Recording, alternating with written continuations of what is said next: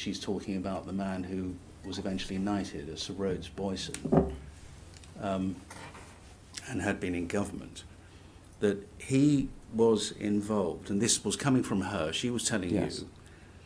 you, that he was involved in the distribution of Pye's magazine. We've seen examples of it, Magpie. Yes. And distribution where? Well, from what I understood, it was a limited distribution within Westminster. So he was responsible, directly involved in the distribution of Magpie to people in Westminster. She described it as a brown envelope operation. Yeah. The locus of the allegations was the meat rack Piccadilly in general and the Playland arcade. To the best of my record, it was frequent. Yeah. I mean, in that era, it probably still is, but I don't have the operational knowledge. The West End was a magnet for runaway boys and girls from across the country. It wasn't just boys, there were girls as well.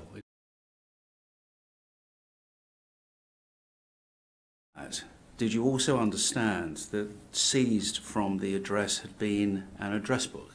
Again, that's something I was told. By? The detective in charge. Yeah. Because the things I remember him saying there was an address book, and it would have been photocopied, and it had names of lots of people in it. Right. And the DC in charge, when he told you, as I understand your evidence, that there were the names of lots of people in it, what was the nature of the people, or some of the people, whose names, according to him, appeared in this book? Well, we all...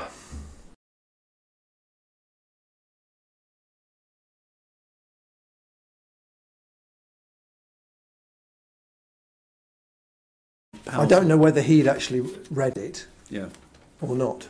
Well, let me... But there was certainly the suggestion that there were powerful people in there. Yeah, that's what I want to ask you. When you say the suggestion, where did you get that from? So somebody had obviously put in your head, because this isn't the first time you've said it, that powerful people, or the address book contained the names of powerful people.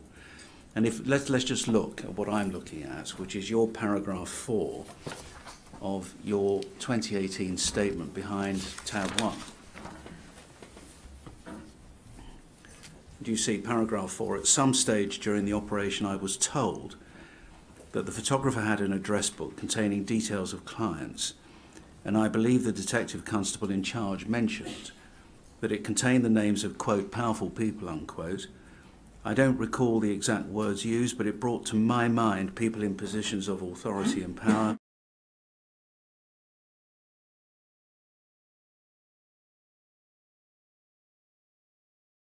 Or 2019 statement on pages 2 and 3, paragraph 4. Have you got that, Mr. Groves? Yes. I can remember being briefed by a supervisor or manager in relation to a confidential investigation dealing with allegations of indecency involving young boys. I was certainly at a briefing at some point. And this is the bit that I shall take my time and try and explain as best I can.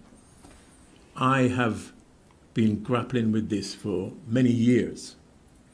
And I can remember, although it may not have been said explicitly, it will stop. There was certainly an inference that if we had identified anyone of prominence, that could be a possibility. Let's just look at paragraph 5. I can, however, remember someone saying that the operation would cease if prominent people were encountered. I can't remember who said this or when exactly during the operation this was said. And then you deal with what it was that triggered your recollection. Yes. About it. Can I ask you this?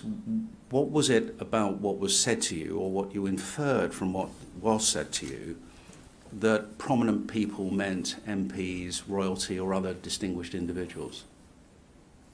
My recollection was there had been a discussion after that briefing,